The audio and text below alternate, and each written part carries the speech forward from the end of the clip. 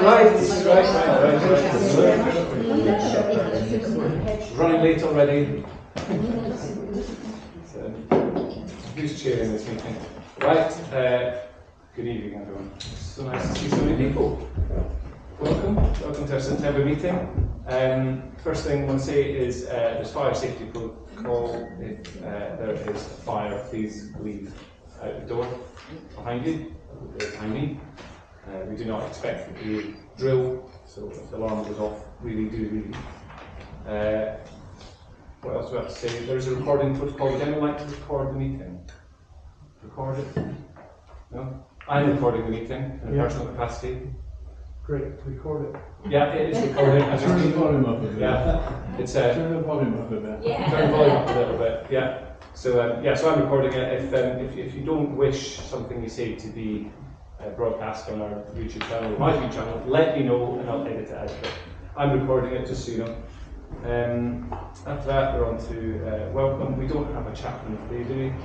No, so we can skip the chaplain's talk for the day. And now we have 20 minutes where members of the public who've come to visit us would like to perhaps ask us a question. Yes, so I'd like to ask Mr. Hughes a question. I was going to say 1 second. Do you want to say your name, please? Gregory Pittman. Okay, Gregory Pittman. At the last meeting we had here, Mr. Hughes said he was impartial to the old brewery down at Station Road. Mm-hmm. How come in Bath then, at Baines, when there was a vote taken, you could vote against it? And also at that meeting, he said when he was speaking to people, it was 50-50 whether to keep it up or put it down. So if that's the case, then he shouldn't have voted, should he? He should have abstained. That's my feelings about it anyway. Okay. Yes. You want an answer? Yes, I do. Okay. So, as a member of the committee, I have to remain impartial until the committee meeting. Well, is that impartial? If you can vote on it, it's not impartial, is it? Well, I have to. No, it's not, is it? Yes, it is. Of course it's not. I assess all the information available. You've got your feet in two camps. Excuse me, Excuse me, can we let the councillor speak? Yes, you can. Okay. Yes, you can. So my job is to be objective, to study all of the information. That includes all the policies, all of the documents, and come to an opinion, the same as the other 9 members of the committee. Well, why couldn't you show me your opinion at the meeting we have here? Because I'm not allowed to.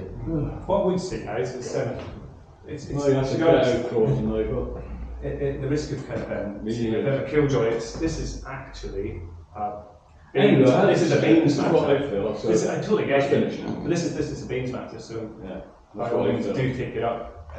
The council did make its position on the bags out here some time ago. Thank you. Right. Okay. And click. Okay. I've got to stand up because you might not hear what I have to say. My name is Cliff Shallard. I'm a resident of Charlton Park. I've lived there for 40 years. Basically, I'm not representative of the remainder of the estate, but we have evidence that we've given you today that 80% of the people on the estate think as I think. So what I'm simply asking for this evening is you to give consideration as a council to helping us. I've taken the complaints procedure through Baines as far as I can and have been put to one side. We have the help of our 2 Baines councillors, Sarah Evans and Tim Warren, but I'm looking for help and pressure from wherever I can get it to come. First of all, though, we do need to know, and I'm sure you're not going to tell me, that you actually are on our side and agree that the Baines, with their convention that they've adopted, have actually imposed it upon us with no consultation whatsoever. Now, the demographic on Charlton Park, and I'm only talking about Charlton Park, but I also know this is spilling into the whole of your council area. People are really unhappy with this, the way in which their environment is being managed. And 80% of the people, after we've done the survey that I placed on your desk, if you look at it and look into it, you will find that 80% of the population there do not like what Baines have done, and they do not want it to happen next year. We don't want no grow May. We think that what we're doing is really sufficient in looking after the biodiversity of the grass areas in Charlton Park, and we can see absolutely no reason other than some form of token gesture, token political gesture, why you would impose this upon a residential area. Now I know, as you just said to this gentleman, this is a Baines thing, okay? But surely you must find some influence. You must have some influence. You must have people that you can talk to, people that you can find out their opinions.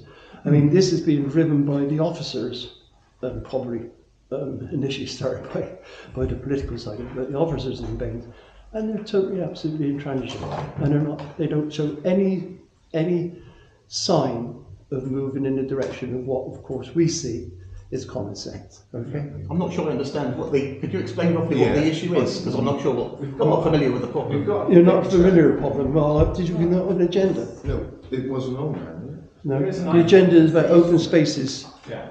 They discuss Baines policy towards the maintenance of public open spaces. Okay. And what's Well, Charlton Park, yeah, okay. as other estates, but I'm talking specifically for Charlton Park, find ourselves in a situation where we've had a grass cutting regime imposed upon us that 80% of the population does not want. Okay. And we're looking to have that reversed. If you ask me the question straight away, now somebody around the table will say, you have no interest in biodiversity. Not right. You do not need to go down this path to actually look after the biodiversity of our area. Sorry, and what aspect of the current procedure or policy is the problem? They're overcutting, they're not cutting enough. I'm going to have to explain this to you. You are, because no, simply because you're making it sound as if you're not very bright. Okay, we had a policy in place where the grass was cut. Yeah. They've changed the policy, all right, and we don't like it. So I'm going to ask you to work it out yourself. What have they stopped doing? Sorry, no, come on, what have they stopped doing? So they introduced like where it used to be just like cut grass. Yeah, and okay. They stopped cutting the grass. Yeah, no, that's fine. If that would be part You're of the opening complicating statement. the issue. I know that you have to stay impartial, right, and find out You're all the calling me an facts. idiot. I am And I'm not, I'm actually, just trying to understand the problem, because I want to be able to go and talk to the officers in Baines on your behalf. Yeah. So I just need to understand what the issue was. Now I understand. And I haven't made it plain enough. Cliff, thank you very much. And again, I say that would be forwarding onto the Baines side. It's a Baines, it's a Baines council. You're a Baines council. And I'm happy to go and talk to the officers on your behalf. Yeah. I just needed to clarify what the problem was. No, Yeah. okay, this cannot no be. need to This be cannot rude. be the first Yeah. time that you've heard this as a No, collective. I've heard it from a few people. No. So what I'll say, Cliff, is, and everybody, we have an item on the agenda. Yeah. And obviously, as a council, if we wanted to make a statement, which is the best we can do, Yeah. which might be, whatever that statement is, we can then decide it, this is why it's on the agenda, and then that becomes our public view, which we can send to Baines, which they may take notice of, Yeah. they may not, but that's Or the may best we not. can do. So obviously I can't say in advance of How do I decide, how do I get notified that you've made a decision as to whether to support what we want you to do or not? And you can wait until we formulate the basis of a statement this evening, and we'll obviously keep you updated. And Yeah. I'm Or sure I can email you. Of course, yeah. And whatever statement we make will be Yeah. sent to Baines and the Baines councillors. So that's an idea. That's what we can do this evening. Okay. So Yeah, okay. That's Thank you very all much. the town council can do. There's another lady from Charlton Park. She'd like to have a few words. Fantastic. Right. I'll keep it short. Thank you. I'll keep it very short. Thank you very much. Would that yeah. say your name? Sylvia Jackson, Oh, Sylvia. and I moved to Charlton Park from Cambridgeshire last July, so I've been there just over a year. So basically, when I moved in, it was all cut regularly, the grass, and it all was, people are so proud around there, and it was all kept beautifully. But this year, obviously, no mow May happened, and I know that's happening in a lot of places. But the problem was, it was still like it in July, so the grass was this high. It was just dry grass because we had a really dry June. I'm in a cul-de-sac bit, people were going down there, people cut through our bit and they were dropping cigarette ends and all sorts of things, and it was just an accident waiting to happen. And there was no clarification about when this was ever going to be cut. So that's what brought me on board. But then I was very pleased to see that they had started cutting grass and working really hard. Obviously some of it had filtered through. And the other thing was the curbs. That was growing shrubs out of the drains. It was awful. So they were tidying that, and I thanked them for that. Thanked several of them. I said, oh, this is great. It just needs tidying. And he said, where do you live? And I said, in the cul-de-sac just there. And he said, oh, don't worry, my love, we're coming up to your bit. Anyway, I went away on holiday thinking I'll come back and it'll all be done. And it wasn't. And then when I spoke to my neighbour, he said they got as far as there, they got called to call it a day and didn't go any further. So now people are now trying to do it themselves, and a lot of them are much older than me. And it just, yeah, but proud people. Thank you for bringing it to us. As I say, as a council, all we can do really is make a statement on the subject, which we will do, and try and encourage Baines to do it. Always use the Fix My Street as well. And never be shy of just reporting any issue like that. And sometimes it's frustrating because they don't do it, but that is the official way, I think, to report overgrown shrubs or grass or whatever. But there's also the sort of bigger matter of Baines policy on this as well. We'd also add to that we've had a really interesting talk this morning by Somer Valley Rediscovered. They've come back and revisit this because they previously spoke to the last council. And I would direct in that sense to see what they're doing on their website. I appreciate that's totally different from the maintenance of an estate that was designed to have the grass managed as such. Where it comes into our remit or potential thing in the future, we don't know. But there is the possibility when we look at how we manage our green spaces that we adopt other green spaces. And I'm not saying that will be the case, but we do have to look at in the long term as a council what we strategise in terms of keeping the neighbourhoods in the maintained state that different people want. And that's got to be a balance that's struck. But it's been a really bad year, hasn't it? Because we've had 2 springs, 2 summers. So it's probably the worst year thing to start doing, and probably need to get better at it next year as well, don't we, in terms of managing that. But yeah, essentially start with a statement, but take on board that having us all heard it, whenever we talk about anything to do with that sort of management, it does kind of, it rings true with the balance that needs to be struck between maintaining things that look nice and are presentable as designed. Or are they places where we, encourage biodiversity net gain and such like that? So it's a, something that's probably still being worked out. Right, no, thank you. We actually have an item to discuss this. Would anyone else like to make the question? Who's first? Who'd like to make this lady's probably shorter. Don't believe that. No. I don't believe this lady. No, you go. Yes. Right, okay. Well, I'm Mrs. Pittman, and I've lived around here for more than 50 years. Many of us have seen our civil liberties, rights and democracy infringed upon or even excluded. Who would have thought it is necessary to petition for the right to speak at council meetings, which Baines do not even advertise on their notice boards? I'm not handing in that petition today because a member of the public believed the rules were wrongly interpreted at the Baines meeting on the 23rd of August, and I need to check that. So it is no wonder people know nothing of what Baines does until after the event, if we are told at all, and usually only if it's reported in the journal. Even then, the journal did not mention the wishes of 281 people who signed recent petitions about the enabling works in Station Road. 280 who wanted to support that, 1 person opposing. This was a true reflection of the wishes of local people, and they were ignored. I won't go on about that because you've already mentioned that. So I would like to thank the Town Council for giving proper paper notices of this meeting and of the schedule for tonight in the notice board outside these offices, so that those of us who don't have a computer can actually access information. And also to give us the right to speak at meetings like this, which I know the Town Council has always given. I'm not sure whether you have the right to speak at all meetings of any type, if you have the right to attend or not. So if you could make that clear, and perhaps the notices which appear in a pre-prescribed form which say you are summoned to attend may not have the kind of box office appeal that we're looking for. So if you could perhaps have a separate notice saying, all welcome, might be helpful. I have handed in a petition signed by 385 people requesting the provision of public toilets in Mr. Norton. I'm going to sit down a minute, so I don't feel too great.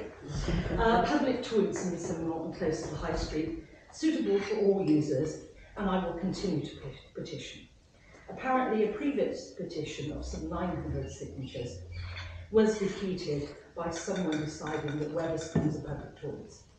I've supplied you with the definitive answer on Wetherspoons, which show that it legally can't be. And then, sorry, I was going to rewrite it then, until I rewrote it, got longer. Yes, there are toilets in the library, but they are strictly for users of the building, because you have to walk through the library to get to them. They're open Monday to Thursday, 9:30 to 5, Fridays 4:30, Saturdays 1 p.m. So mothers taking children to school, those going to work, delivery men and bus drivers, etc. There's no use for them at all until 9:30. We need some 24-hour cubicles, as they do in Bradford or Avon. The leisure centre, again, there are some cubicles there. They're right next door to the changing rooms, so odd people can wander into changing rooms at any time. They're a fair long distance out of town. And again, they're really for users of the site. It is, of course, a matter of public health and well-being. Many of us have to plan our journeys out depending on the availability of public toilets. Even those who have the bladder and bowel community cards, just can't wait, are denied access to toilets, perhaps in Sainsbury's, not just Sainsbury's, I don't want to pick out Sainsbury's, but that card should entitle you to go to a toilet if there is one, and that is being denied. If public toilets are available, open and clean, they are in their own right an attraction. Visitors can relax and spend extra time, enjoying what the town has to offer. No doubt we will be told there's no money, but is it always a question? It's always a question of priority. So can we ask, 1, is it true that Bain sold the almshouses which had been bequeathed for the benefit of the townspeople of Mr. Norton in ancient trust? When and by what authority? And what happened to the sale proceeds? 2, what is the relationship between Baines and the Town Council? Because it appears Baines does not consult the Town Council on matters concerning this town. When the 2 sets of toilet blocks were boarded up, one of them boarded up, the other one removed entirely, according to the so-called savings on the cost of running those, and how much was the cost of removing that section that had only recently been put up and then taken down? There are many more homes here now than when those blocks were in operation, and the council tax from just 30 homes would produce £60,000, which would pay for 2 full-time attendants.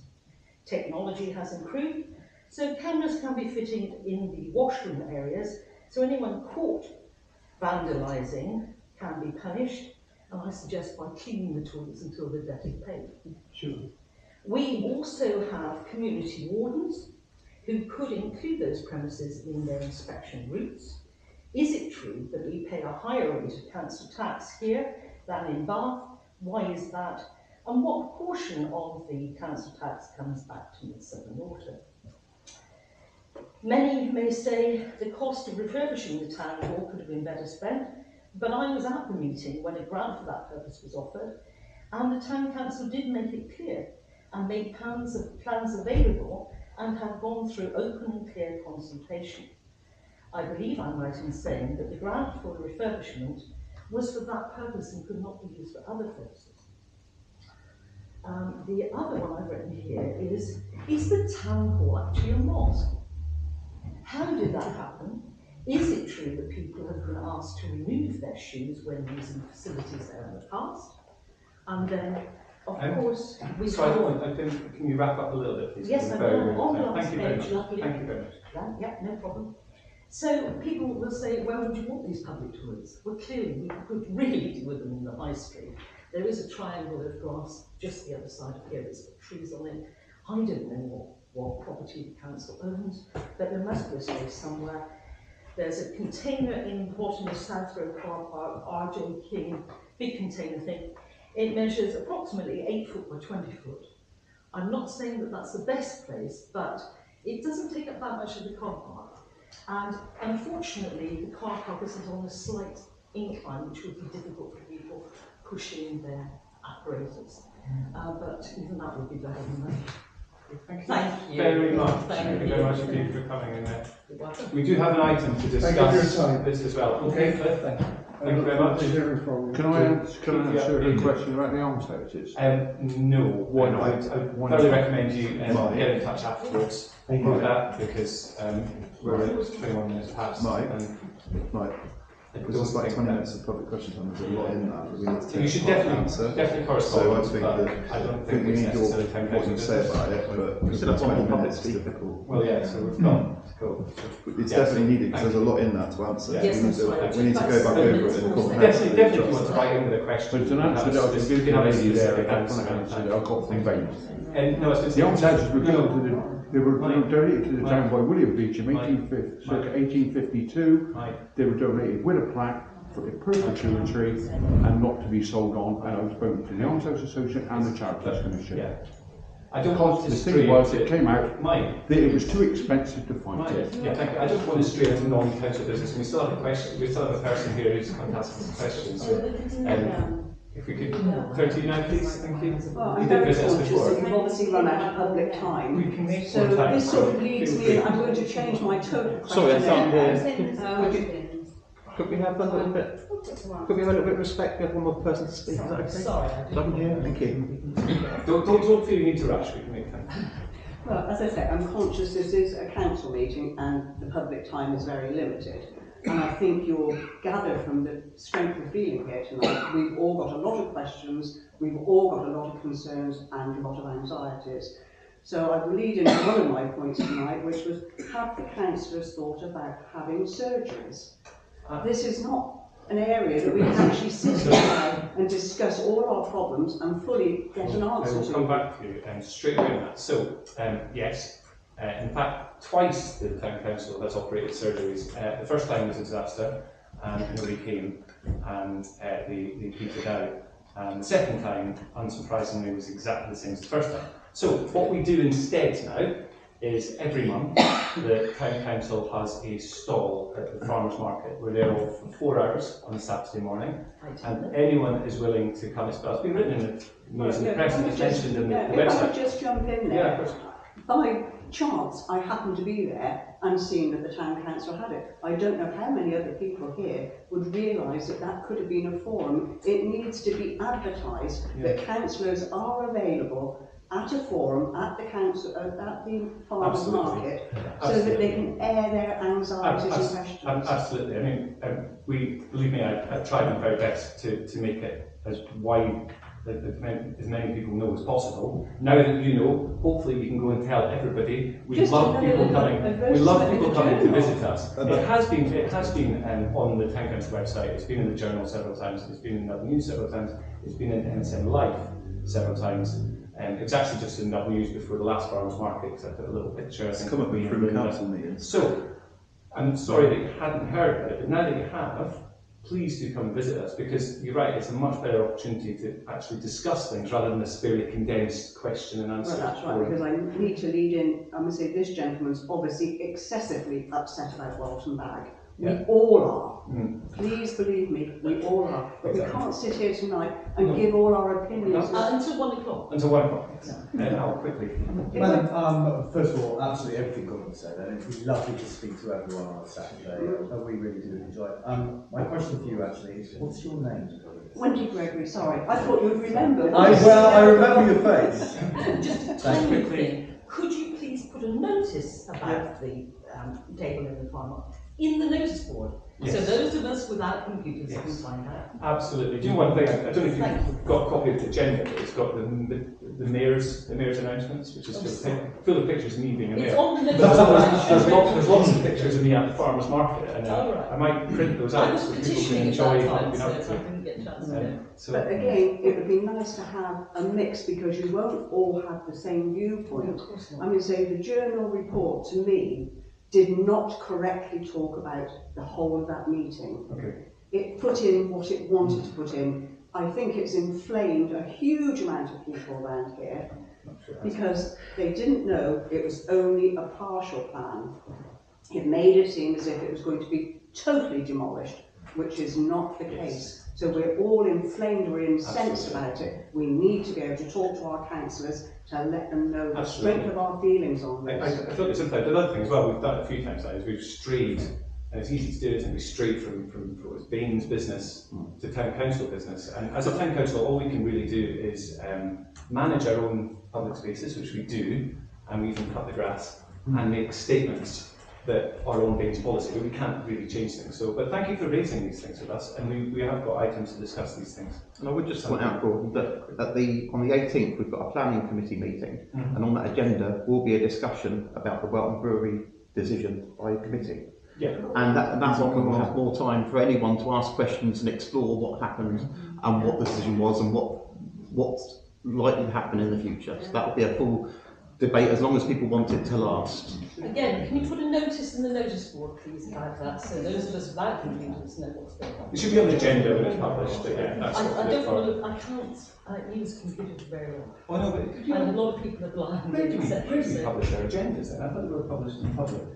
There's an agenda on the notice board. Yes. We started, but this meeting won't appear on any notice board. Did you say the 18th? The 18th. Yeah. Where would it be? Yeah. Sorry, can I interrupt? I'm Kate, I'm the new deputy clerk. I've only been in place for a month, so I'm sort of getting my head around it. We have just started, so that's why the agenda is out there. The agenda will be put up on the notice here at the Hollies. The agendas for most meetings only go up a week before. So next Monday, the agenda for the planning and finance will be advertised for the 18th. So the agendas only go up a week before. Sorry, Kate, but is there not a whole list of all the Yes, there is. meetings? Yeah, So there's a list, so right through to next. But the agendas, the things, They're not the things on agenda, the I know, meetings. but so, maybe yes. the people would be aware of when. There is a meetings calendar are. of meetings. Right, there is a list. And you can attend all of them? Yes. Oh, right. Yeah. We'd Well, I love to- didn't know that, love it you. doesn't say. Yeah. And the other thing about the comments and stuff we get from members of the public is there's a new council and a very much refreshed council. We've had a couple of months where it was just pretty chaotic and we found out what we were into. We've had a busy summer, a month break, now we're back, and anything that anyone puts in or adds to what we can look at in the future and add into whatever else we do is fantastic, isn't it? Because we're getting staff now and, you know, starting to kind of build ourselves in. That's why So we need to have these little council yeah, meetings good. on a Love it. monthly basis. Absolutely. Because there are a lot of Yeah. people still very passionate about this area. Mm. And Well- we need to make sure when we put plans forward now, it's to the benefit of everyone. That's what we need. Thank you so much for I'll bringing bring my points. points up next I month. really hope to see the next farmers market as well, where we can have a proper discussion. Right, Because okay. we need people to keep us company. Yeah. And it's a good market, isn't it? So thank you again. And Mike, do you want to ask me correctly? Yeah, I just want to ask, Councillor Hughes answered his speaker that was speaking to him. Yeah. You answered the speaker that was speaking to him. You answered the speaker that was speaking to him. So have you. I couldn't. Why? Well, because I'm trying to avoid us going off town council business onto Bain's business. So if it's not to do with the town council, I don't know if it's the best time we should be discussing. Well, it. we've discussed that already with different elements of what Bain and what isn't. Yeah. The question was the almshouses. Yeah, but see, the almshouses That's would be a question the to the town question. council. That should belong to Mr. Morton. Perhaps. Not but perhaps. It doesn't. So I'm It- sorry if I was it's cutting short on that. False that is. Yeah. It was given in perpetuity to the town Right. by William Beecham. Right. I've fought it. I've been through the Almshouse Association, the Charities Commission. But then the thing to do is put it on the agenda so that we can It's actually been have on the agenda with Michael Evans as well with Baines because Well, that's a previous it's come back and the argument was that it will cost too much to fight it. Right. Okay, we'll put it on the next agenda and then we'll discuss I've it. done it already. I'm not doing it again. Okay, I've well, done that's it okay then. for 5 years, At the risk- and I don't need to be interrupted by you, Sean, all the No, time. that's- I've got my right to say what I want to At say. the risk of being even less popular than I usually am, shall we draw a line under this very entertaining conversation? And thank you, everyone. Very interesting, all good, very well natured. We've got through it, we're only 10 minutes over budget. Do feel free to stay to the rest of the meeting, don't feel that you have to. Obviously, we'll also publish minutes from this meeting as well, so you can find out any decisions we made. And we can then move on through our I don't know. Sorry, Mike, do you have a question? No, I'm observing. Thank goodness. Thank you. Right. Anyway, so item 79 is going to be apologies for absence. From Griffiths, River Electric Sector Act. I also need to just say that I need to go at 8 o'clock, so a bit limited on time. The item 80, would anyone like to make a declaration of interest for any of the items on this evening's agenda? No, that's good to know. Yours right for Christmas. Father Christmas. Does anyone, item 81, does anyone want to compliment me on my beautifully presented note announcement? Yeah, Thank you. stuff. Thank you Great very much. job. Thank you very much. It was brilliant. Thank you very much. I'll do signed copies. Item 82, can we have a proposal to confirm the accuracy of the minutes of the last GM meeting? Propose. Propose seconded. Sorry, I'm just a sentence behind. Just bear with me, please. We have proposers and seconders. You don't actually need to propose and second everything, it just needs to be resolved. There you go, that's fine. It does say proposal as well. Okay, shall we resolve to accept those minutes? Yes. Yes. Thank you, everybody. Sign here. Pen, thank you very much. Everything slows down. I'll try and remember to slow down.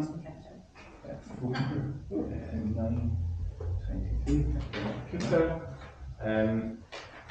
Awesome, Fred. So we're on to item 83, which is simply to access to receive, to note the minutes from the two committees. I don't think there was any decisions to be ratified from it. No, only the policies, and that comes further down. And that's a separate item, which is fine. Okay, item 84. Verbal or written reports from councillors who have represented councillors at meetings of outside bodies. Would anyone like to give a quick verbal report of this? There's a list where you can go for the competition. Can I pass a piece of paper? 3, well, very short. 1, 2, 3, 4, and the other ones are. Take one pass this one. The other ones. I'll start with the short ones first. I deputised for the mayor at the charity fundraiser at Rivington Park in the Park on Saturday, 12th of August. Good variety of stores, attractions, indoors and outside, well supported by local residents to the fact that they raised £2,845 for the Wallace and Gromit Grand Appeal. So Jeremy Palmer was the organiser, and also he's interested in getting involved in anything we do. So that was very good. I attended a Christmas event planning meeting on Wednesday the 16th of August. Myself, Alex Davis from the manager of the Community Trust, and Graham Savage from Merriman Theatre Group, and that's a further agenda item, so I don't need to go any more on that at the moment. And then I met with Sam Plum and Carrie Ford from Youth Connect South West, and again Alex Davis from the Trust to plan dates and the nature of the information meeting that we're proposing to do later in the month. And then the longer one was the Cultural Consortium meeting. I've put down the bullet point from the notes of the meeting. The notes are available if anybody wants the full detail. It's the penultimate meeting as it's sort of winding up. I wasn't able to attend, but I've received the agenda. I've spoken to Beth, who's the cultural coordinator, as well as Alex, about the issues in here. The finances, the remaining funds that they've got, it finishes in at the end of the financial year, so it was to a close April next year. It was a 3-year programme.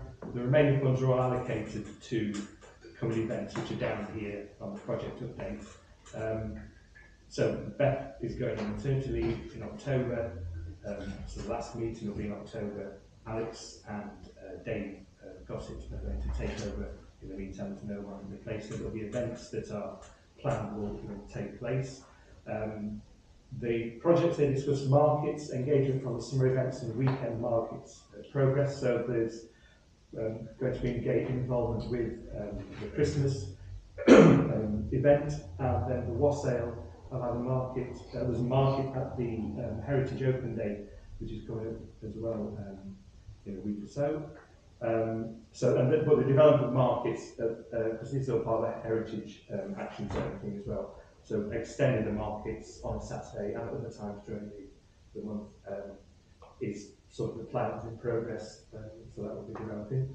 There's an audio trail that has been developed between Summer Valley FM and the Merriman Theatre Group that will be sort of revealed at the Heritage Open Day. The benches, as some of you know, we voted on one or two of the sightings of those. They've been completed and some of them have been installed, one or two still waiting. There's 4 of those. And then Heritage Open Days, I forgot to bring or to organise the leaflets, which you've probably seen around or online. I think it starts next weekend, goes to the following weekend. There's a whole lot of things that are open or available to do in Unit 14 or the church, or even as far as Downton actually, because we've got links to other places. But yeah, I invite you to sort of have a look at those and try and come along to some of those. They discussed the window trail that was part of the summer activities and the kind of arts and music festival, and the carnival. There was a commission to create a film celebrating 75 years of the Midsummer Autumn Carnival, so that's going to be ready for carnival time or before. Legacy and evaluation, so as the sort of project sort of wraps up, the events that are happening later on in the year, we discussed the lot sale and other things, and then the evaluation documents and process that Beth and staff are going to go through. There was a discussion, and the Cultural Consortium are thinking, or have been asked to consider how the work of the Cultural Consortium continues, and who takes that on, and who funds it, and what of it we would like to see continue in the future. And one of the issues is branding. But anyway, it's not hard.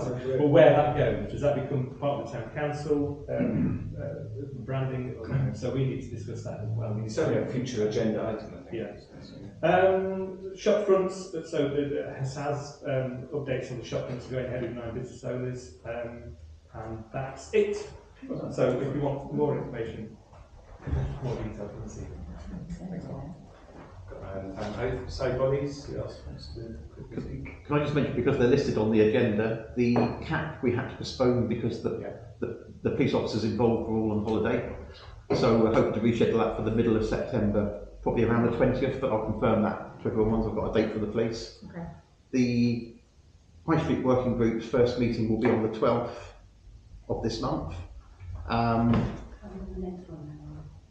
We've got, I've been speaking to our Director of Economic Development, he's coming, the Directors of Property Services, very interested, in various officers and various business owners. So we'll see who turns up for the first meeting, but I would just remind the working party is Gemma, myself, Gordon, Alan, Deb, Martin and Tim. That's our working group for the High Street. Well done, Sean. Sorry, have we got a venue for that yet? And can the public attend, or is it just a few businesses that you wanted to attend? Just to be clear on that. I think interested parties is a bit where it, rather than okay. we want the first meeting to be relatively informal, because we want to use that as a way of deciding our scope and our goals and targets for the group. So it'll be the working group, people that have an active interest from the high streets, and Baines officers and cabinet members. Cool. Yeah. Alex, that's about follow up that. How many businesses know that it's happening? I mean, Dave Gossett's put it out. Right. I've put it out. Email. Yeah. So Dave Gossett's got a contact with through the shopfront project. Right. He has a link into them anyway, so it's easier for him to. There's a couple of decent Facebook groups as well, quite a few high street businesses that might be worth reaching out to, that Al's on and I'm on, so they'd be quite good. So as many of the businesses know. Is it okay to mention it? Absolutely, absolutely. If they have an interest in the high street, they should have an interest in it. Thanks, Sean. Thanks for that. But sorry, we still don't know where it is yet. I think we were going to book this room. I'll confirm that by email. We'd confirmed the time and the date, but we were just waiting for a booking confirmation for the room. Okay, cool. All in email. Outside bodies, just really quickly, I'm missing the Norton allotment, so I know that. So I met with them last Tuesday. Really new, dynamic team. Really getting on top of it, keeping it organised, as they should be. we'd love to have a compost toilet down there because it means that then the people can have more time to look after their plots, so which is actually really good. Welton Primary School had a little visit. That was really good with the school kids. They loved it, and Welton actually want a plot down there as well. So I don't know if something could be done about that if there's one spare. That's about it really. We just need to arrange to attend their AGM. I don't know who went last year. All right. So, but they need, so they need to organise that with us. That's about it really. Thank you very much. Cool. I was going to say. Can I just clarify we're talking about outside body reports? I was going to say we have slightly. We've been ambushed. We're slightly nervous by Pitchfork day. 84 and 85, but I didn't want to be pedantic about it. What I would suggest now is, because I know Tim wants to head off at 8, which we're okay with, if nobody else needs to speak about outside bodies or working parties, shall we bring Nicola's town hall update forward, which I know Tim's keen to hear? Would you never mind that? It's quite interesting, and then we'll go on to the items that you guys brought up, if that's okay. Yeah, thanks. Thanks, Nicola. Well, I'm going to sit here this time so you can actually see me. Town hall's always interesting. Hidden in the corner. So, yes, it's been a busy few weeks. The most exciting progress to report is that now the weight of the Assembly Hall and above is all on the steels, which is quite miraculous when you go in there and see the width of them and think they're carrying the entire weight of the building in a way that obviously hasn't been done for the last 70, 80, 90 years. So that is a major achievement. The shine was off it a bit because we did discover a few further issues with the kind of floor of the assembly room, which I think everyone had always noticed was extremely bouncy. We've discovered that's because there were some really terrible and quite dangerous joist repairs that weren't really hanging on to anything underneath. So they've now been resolved. In other parts of the sort of mixed bag have been served up. We have found there's actually an area of the floor over to the right of the bar as you look at it, where the floor actually has fallen through, and probably was an accident waiting to happen because again, joist ends going into nothing. Another treat the toilets had for us was asbestos, which had been hidden under a series of repeated make, do and mend repairs over the top, which again, a hole unfortunately nobody went through, but that was also resting on nothing because there'd been a history of water pooling in that area as well. So on the one hand, obviously it's frustrating to uncover these things. On the other hand, it's good to uncover them because once we can see them, we can then do something about it and know whatever was done 50 years ago, what you're doing now in phase 1 is making good on some of that and giving you a very robust building. We have had the ecologists back on site just to make sure we're absolutely covered in terms of any bird activity or nests around the eaves before the external repointing happens. At the rear by TSB alley, just on that corner where it's the cement repairs have started to fail, and obviously they're being done in a lime-based mortar rather than compounding it. Really interesting to get up there while the water is up there, if there's any interest in arranging that perhaps with a contractor, just to see the finish up there and the state of it and also the work that the guys are doing. It's very interesting from sort of historical point of view, how it's been treated. So floor slab complete. Now that sorry, I should have said about the joist repairs, now that's been addressed, then access is possible to the assembly room. So Alex has been up there a few times for various things he's needed. Obviously, we have to resolve the holes that have opened up at the far end before we have general access up there, because we need to be complete. As I'm sure you'll understand, we need to be completely confident that everything has been caught now and that that's as robust as it can be. But the site manager was very pleased today, and you'll know the site manager is a big chap. He was delighted to go and stand in the middle and bounce up and down in the centre of the assembly floor. He was extremely pleased. You'll know that structural stability has been achieved at a cost, but by and large it's in there apart from the additional areas that we need to work on. The formal extension of time request has been received, and the architect, who's your contract administrator as well, has had all the information he needs, so he's working through that now. Because of course that's one of the big unknowns at the moment, is what that settlement will look like, because it will be a mixture between things that would be on the contractor's control that they're entitled to extension of time payments for, and things maybe they did have control about that they possibly owe you for, and that's what that whole discussion is that's now underway now that all of the extension of time material has been received. The revised list of building consent application to deal with historic finishes and mechanical and electrical is nearing completion, so hopefully should be submitted and then registered soon after. And obviously once it's registered online, that will be then the comments, etc. The formal consultation period will commence on that. In terms of programme, we know it's been extremely challenging, beginning with the issues with the internal crosswall, which we've talked about a lot, which we underpinned in an attempt to retain, but turned out to be totally structurally unstable and started cracking. So unfortunately, we've had to rebuild that. Subsequently, we've had a few more challenges around those joist ends and all the scaffolding required for those.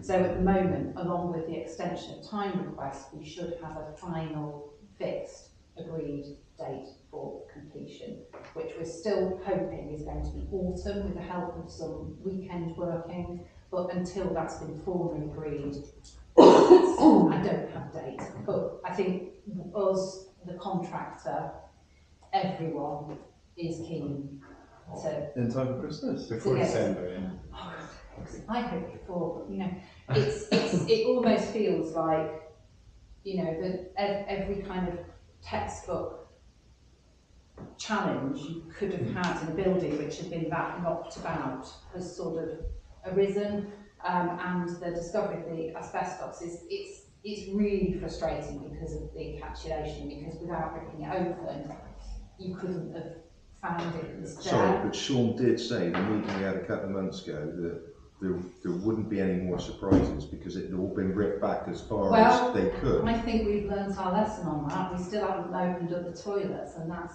soft it to us really. And there was nothing, to be fair, the refurbishment and demolition survey didn't pick it up. And I can see why, because it's almost like a sandwich, you know, it's in the middle of what's underneath, and layers of vinyl. So is there anywhere left that might be like that?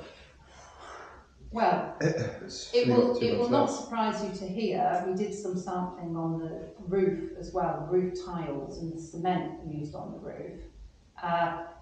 It is also asbestos, but there's no reason for us to do a wholesale disturbance of it. So I spent 2 hours driving here listening non-stop to things about aerated reinforced concrete and asbestos.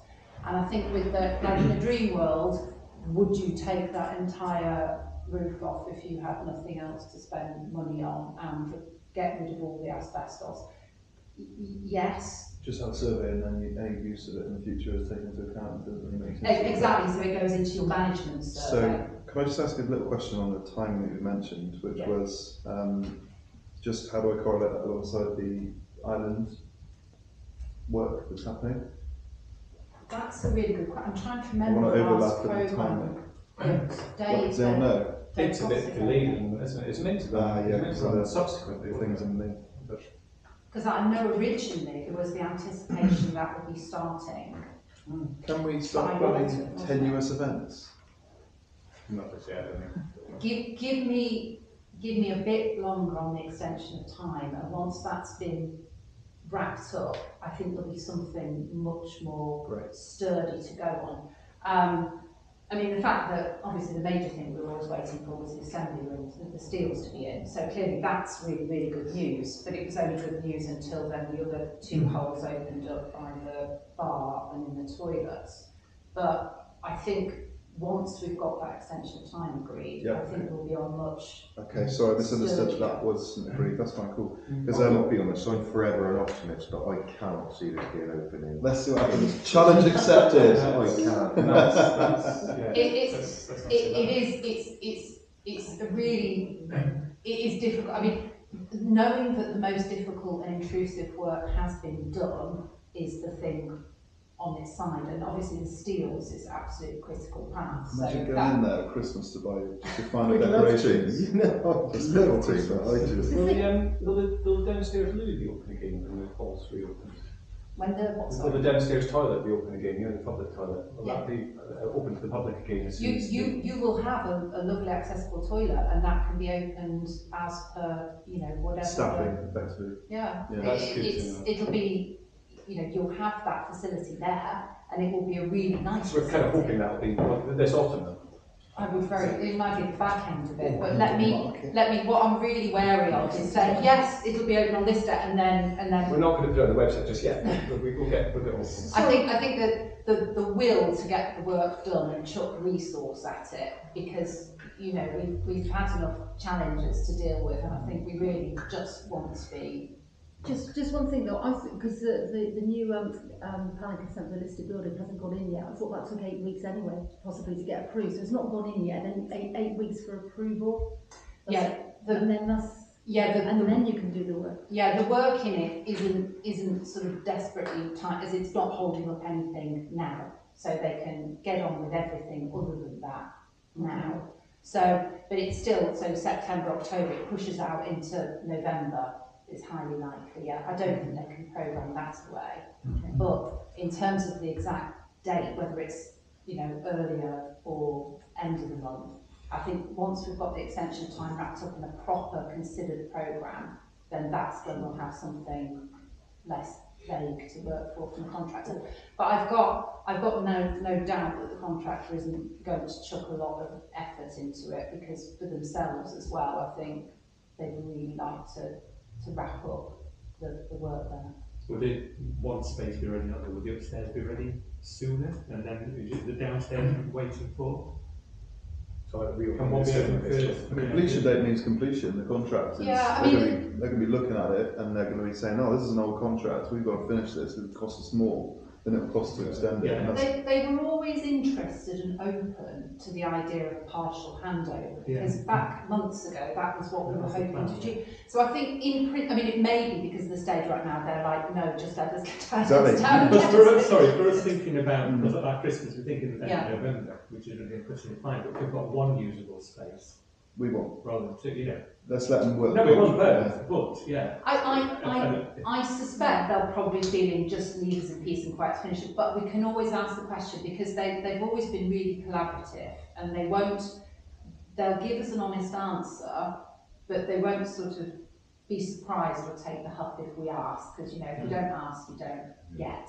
So we can ask the question. The key thing with that is you don't want to rush it. It's an event. But it's always the intention. And actually, to be fair as well, that was one of the criteria that we put in the tender documentation when we awarded the job, was how flexible were they prepared to be. So the answer may be that was then. We now just want to finish the job and get out of your hair and hand you the keys.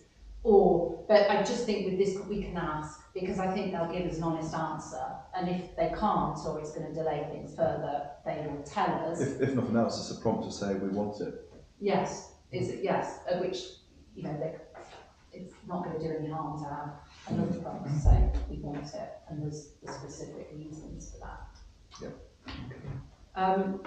Shall I just talk a little bit about phase 2? As well. I think you've got 5 minutes to Tim. I don't know. Is it better to just leave it at that and then bring that to another meeting? That's what I was going to say, because just so you know, we have had the complete drawings for phase 2, and we have had the updated cost estimate. I want the architects and the QS to go through it, because there are a lot of queries arising for it, and they need to get together. So rather than me presenting costs which come with a whole load of and this and this and this, I think they need to get together, resolve those queries, and come back to you with something that's been worked through between them. But that is to reassure you, that is in progress. It's not that it hasn't happened, It's just, I think it needs to go through that final bit of due diligence, so it's as robust as it can be. We've decided not to have that demo yet. We're just having, because we don't have the quotes for it. Yeah. Right, thank you. Thank you so Sorry, much. can I just quickly just check? So there was a few comments in there that made me nervous. The contingency is now 287,000. Yes. How confident are you feeling that there's sufficient contingency to complete phase 1? I can see at least 7 TBCs, and some of them look quite significant and others look quite vague. Which is why that amount that's left is as high as it is, precisely for those reasons, because there could be some substantial cost potentially in those. The other thing I just popped on the addendum was just that there is future funding underway by the HAS team, and there's a hope that there'll be an additional more funding to top that up as well, by, you know, I think it's potentially about 50,000. Now that's TBC because it's an application to be. But you intend, you're saying that, but you're not going to add that onto the contingency funds. You're saying that will contribute towards the existing contingency fund cost. That will bring down hopefully the public works loans contribution if we can maintain that contingency. Obviously, if costs go up, then it would have to contribute towards those. So at this stage, we're not sure, we're not confident that 287 is sufficient contingency. Until we actually know the precise cost, no. Based on what we're currently forecasting, it should be. We've tried to include everything we can possibly think of at this stage, but it depends on things like the agreements about the extension of time, etc. And that's when we'll get a better idea of, a better confidence about this. So at the moment, we've made an allowance for that, and we believe that that ought to be enough. But we need to get it confirmed in order to be able to say definitively that is enough. Sure, can I ask why you brought that kind of figure and that headline out to us, Nicola, then? Because I want to know the answer. Okay. I think it's that simple. Thank you very much, Nicola. Always interesting, always exciting. My goodness. Can't wait for this time. Please want to finish. I think everybody's very excited. Right, now, we are going to make the right mess of this agenda because we're jumping around, so forgive me if we end up repeating something, but now, because we've got 2 members of the public here, I specifically want to maybe move on to the item 88. Do anyone have a problem with that? No. Because that will allow to listen to that and not necessarily bound to stay for the rest of the meeting. So, okay. Can I just make my apologies and I will catch up on the video. Sorry. Thanks, Tim. Thanks. You're about to miss the debate on the toilets. I'll catch up on the video. You'll watch it on YouTube. Hi everyone. Thank you, Nicola. Thank you. Thanks, Nicola. Right. Peter's in the door. And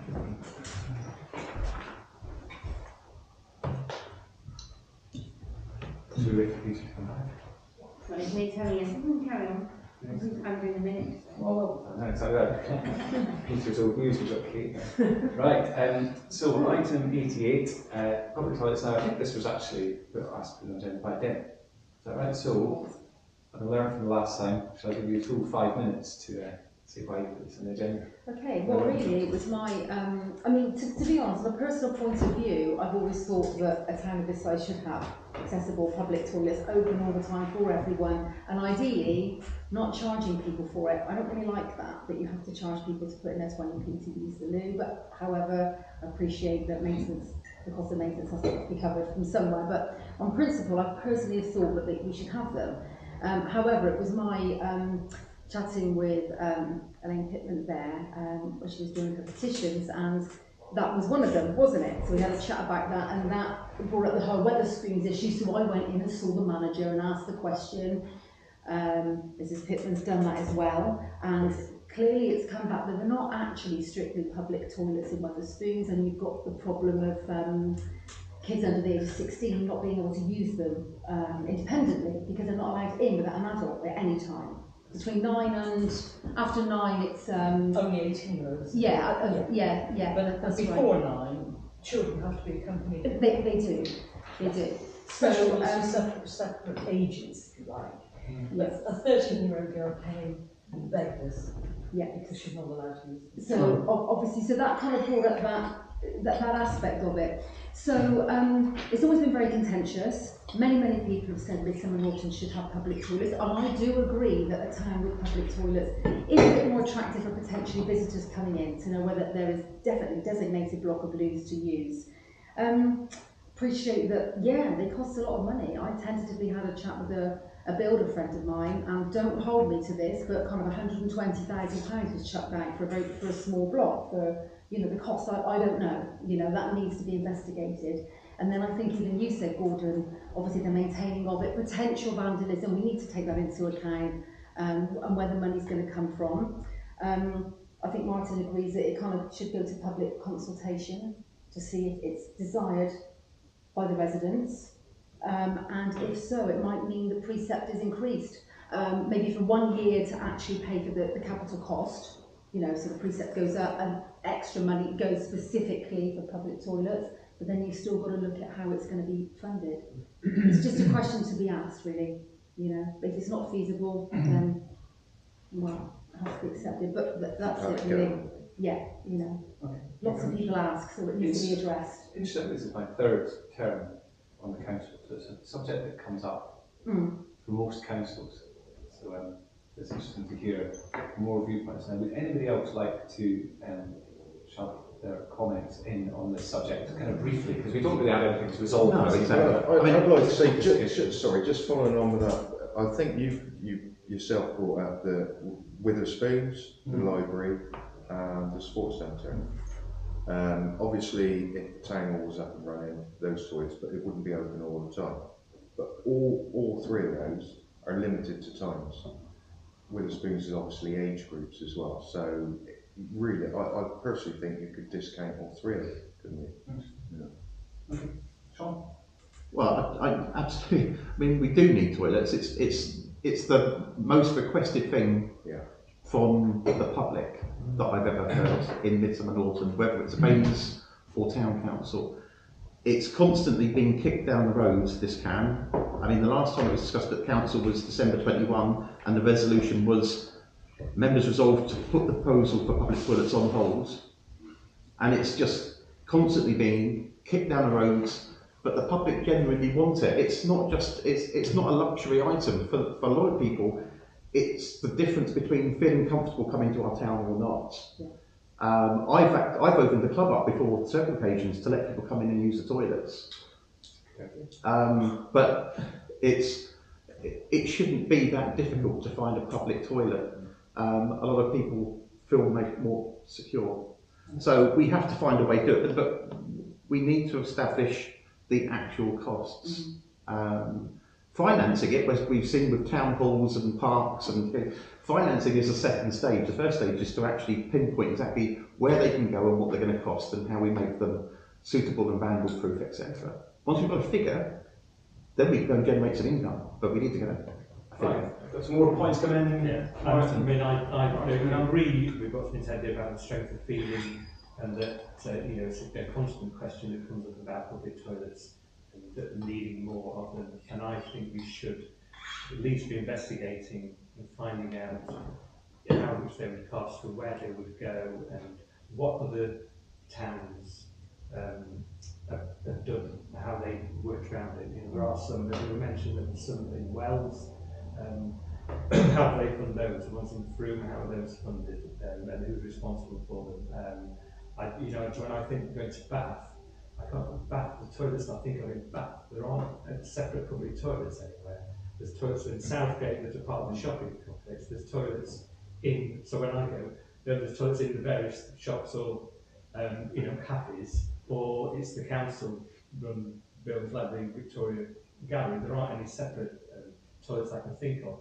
And as you go around, you've probably done the same on holiday. A lot of places have toilets, but there is donations for either tapping the card or so it's the commitment that you're taking on, as well as the initial cost and all the logistical input. We need to investigate it and see where, how much, and how it, and how it's done, and how it's happened in other places. You can't find out how much until you've got aware.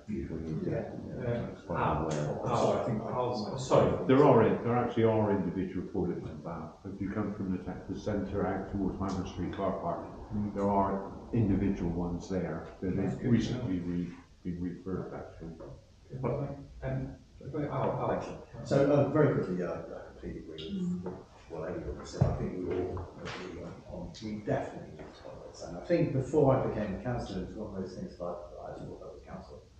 We need toilets. One thing I think many of us have discussed before is the current summer centre, and could that be a possible place? We have the town park where more and more people are going to go, and it's reasonably close to the high street.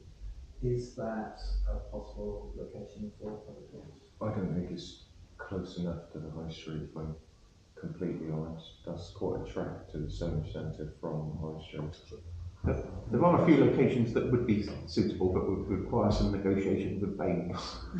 I think in that case, maybe negotiation with Baines would be convened in public transport. Well, large council tax base. Well, the thing we've got to remember is that the difference between us and Baines is they're different cost models.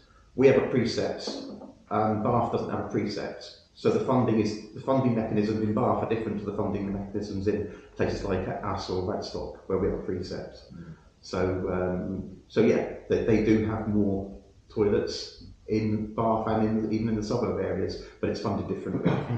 Not necessarily that saying that Bath shouldn't be contributing or helping with it, but there is a funding difference.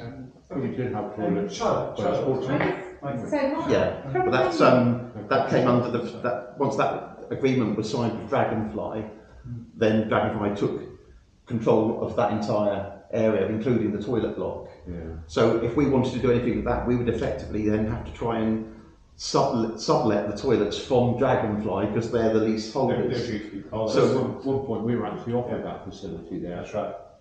Yeah. As public toilets, because you've got the town park with all the people down there, you've got the skate park where people are changing nappies. What do they do with it? Decorate the trees the same as they do down the Greenway. And Charlotte, I can't remember, but from memory, were they not next to the town hall, separate toilets? Yes, before my time, I believe. Well, between the town hall and so were they were beautiful as well, with marble and gold plates.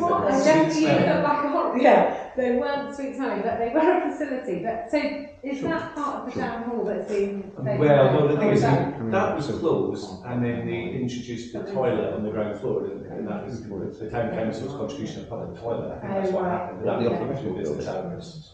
And that was run by on the charity. I don't know, but the town council didn't operate. It was a charity that ran that toilet for us. I think on the left is involved carvings. I thought it was some charity that paid for it. And it cost a fortune to run because it was always. Oh yeah, but I'm talking about the one that, of course, I'm talking about the latest one, which was only closed gas. Oh, I'm talking about the one that was built next and it was attached to the town.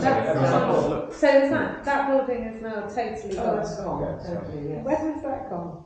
Anyway, I just wondered if there was a capacity to... It's a shame Nicholas gone, because she could have counted up the amount of acreage of toilet space we're going to have in the new town hall. It's quite breathtaking. But the point is that a toilet block, even if you build it from scratch, isn't a difficult construction.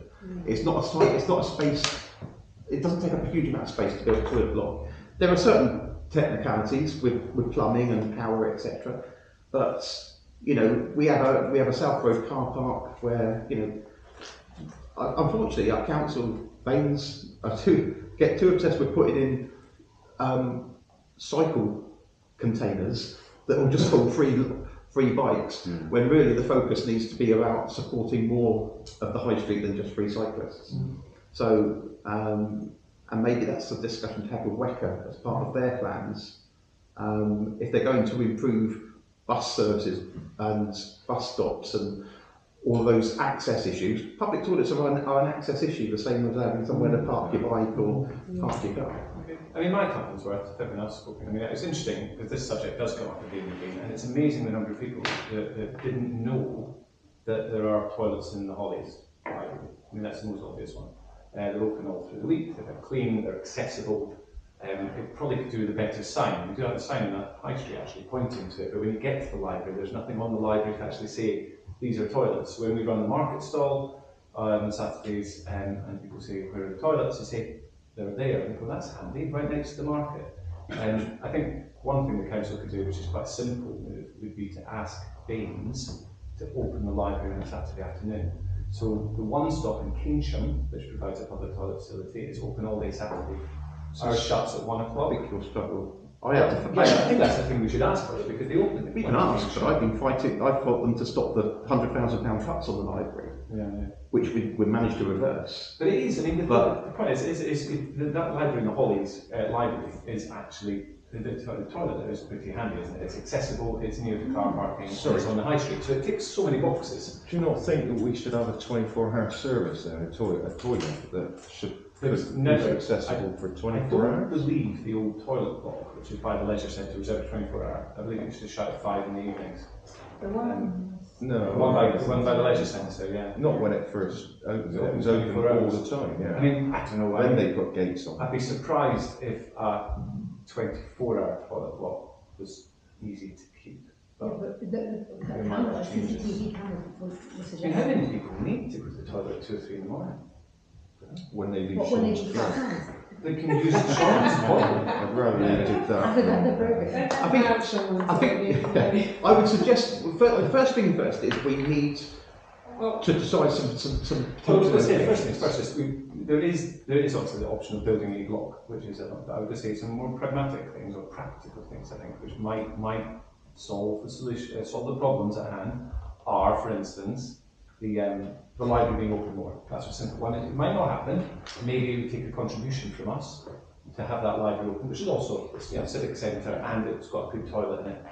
The other thing is the town hall, when it opens again, will have lots of toilet facilities. So maybe we should be making the town hall open 7 days a week, like say the Cheese and Crane is in Frome, and open relatively late into the evening.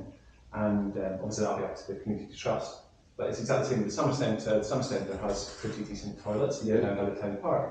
If we, when the community trust take over the running of that building next year, maybe we should be looking to plan events for that so it can be open every day and into the evening. So you get yet another set of toilets. So you've got the leisure centre, which is open from 6 in the morning to 11 at night, whatever, it's open most of the time. Then you have Summer Centre toilets, you have the town hall toilets. And so, you know, I'm not saying that having a special, golden, wonderful, dedicated toilet block would be wonderful too, but these options should actually perhaps be much cheaper and probably easier to make. Can I just say, this is, I mean, I'm obviously new to the council. I'm not new to Midsham One. And I do remember the toilets between the bank and between the town hall. We've just said that this has been brought up so many times over the years, and you said you're on the council for your third term. You do seem reluctant to have toilets put in. Do keep pushing the temporary facilities that we seem to have already. I know, I'm totally in favour of toilets. That's why I've made such a good relationship with the leisure centre. So it's funny, when people go up to the proposed block at the leisure centre, they'll go, that toilet block's closed. Say, how do you know it's closed? It says it's got a sign on it that says closed. I said, what does it say underneath the sign that says closed? Please use the facilities inside the leisure centre. So they didn't get rid of the public toilets, they just moved them inside. So I think toilets are a fantastic thing. I've got 3 small boys. I don't have the biggest bladder in the world myself. It's a regular issue. I'm trying to come up with actually the best solution, which is actually going to be better. I don't want Midsham Norton to be known as the worst toilets in Somerset, which could happen. I did hear the state of the old public toilet block when it was at Public Timing was absolutely horrific, just horrific. One of my friends was just at the public toilets in Victoria Park in Bath last weekend, strewn with needles, even though they've now got a box for people users to put their needles in the public toilets. And so you're not against the block? We've got 5 and 6-year-old children trying to use the toilet, wading through discarded needles. So I think toilets that are built into the infrastructure and freely available might be better for families to use rather than drug bins. That's my issue. So there are lots of options. I don't know where we go with this. Yeah, I suppose that was going to be my question. What is our next step? I mean, it says proposal on whether to investigate the potential location. So the first thing I suppose if nobody likes the idea of using, for instance, public toilets in the summer centre, the town hall, the College Library, and we want to build a custom block, which is an option, I suppose the first thing would be a location. So I guess we could resolve to ask the staff to source a location somewhere in the high street where we can build this custom block. That location you suggested? Well, there's a number, but I think step one is that we do a feasibility study. And a feasibility study will identify potential sites.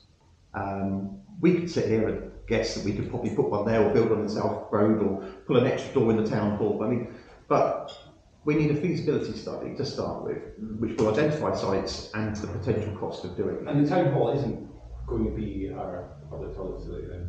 Well, I don't think that precludes as having a feasibility. There's a strength of feeling and an increase of population and areas where you may be that you need to go to a toilet that isn't accessible. So putting on the South Road might be beneficial because people aren't going through this.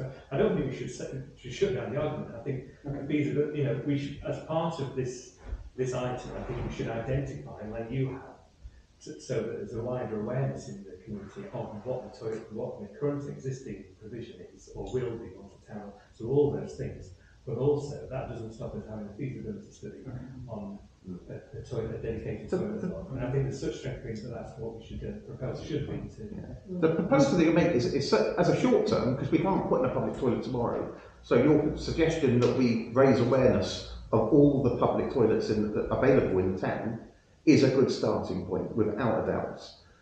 But then we need to move on to where we can do something more permanent, whether it's feasible. We can put that to the public, say that here's the feasibility study, we could do this and this is how much it will cost. It will be an extra cost to the residents. But it's important we do it because I would say more people seem to contact me about toilets than they do about wanting a new town hall.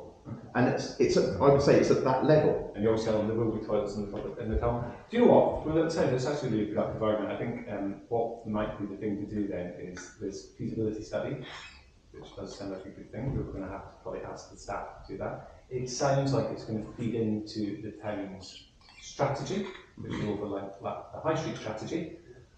Once we've got these, so part of these strategies will be to create these feasibility studies to get the general costings and all the rest of it, like I said. And then once we've gone through this little sort of loop of stuff, then we'll be in a position to actually perhaps put it in budget. Okay. We can access Baines officers, there's no point us reinventing the wheel here. Baines officers, there will be Baines officers that deal with public toilets in Bath that will be able to help us with that feasibility study so we don't end up going off at the wrong tangent. Shall we, we can, I guess, resolve then this evening, and it sounds like people are in favour of it, of asking the staff to make an investigation or start onto what's going to be involved in the feasibility. Sorry, can I just throw another one in there if we're discussing this with the staff? Is it worth approaching Dragonfly? Because they're putting in a lot more. I think the golf course is out now, isn't it? But they're redeveloping tank bottoms. Is that right? Did I hear that? Still ahead, I think. But if they're putting in some more facilities down the bottom there, shouldn't there be more toilets for the people? The more bigger influx of people that's going to be using the facilities down there. What, in the leisure centre? I think the toilets aren't adequate. Well, if I don't know if they're adequate at the moment for the amount of people that go down there, but they're talking about it, even if we say they're still doing the golf course. Yeah. How many people is that going to attract every evening, day, weekend? I mean, surely there should be more provisions. Well, I mean, that would be a question. If there are queues for the facilities in the leisure centre, because so many people are going in there, that would be something to bring up with Dragonfly. Yeah. I don't think that they're anticipating at the moment, but I mean, I think they're quite keen that lots of people use the centre and use obviously the play park, which they're providing. Simple maths. If you've got 2,000 people going to a town fair in the park, that's a lot of people wanting a toilet. Yeah. Oh yeah, I mean, well, yeah, we're talking about the leisure centre. Well, it'd have to be the leisure centre at the moment, wouldn't it? If you had summer centre toilets, that's what we use for the music fest. Okay. Yeah, and it's supportable as well. Somerset has actually got half decent loos. Shall do you where at time? Sorry. Can I just make point of clarification for this? I think we're kind of talking about two related but slightly different issues here because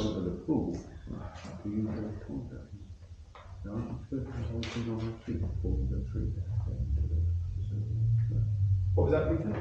So, for me, we're talking about two slightly different issues. On the one hand, we've been talking about existing toilet provision within other uses that are open at various different times and not open at various different times. And on the other hand, we're talking about effectively 24/7 toilet facilities. So on the basis that there is already, as George has pointed out, there are also already a number of toilet services built in with other places that are open at certain times and not certain times. If what the council is saying here now is that somewhere centrally there needs to be more of a 24/7 like toilet block, then you are talking about a dedicated toilet block.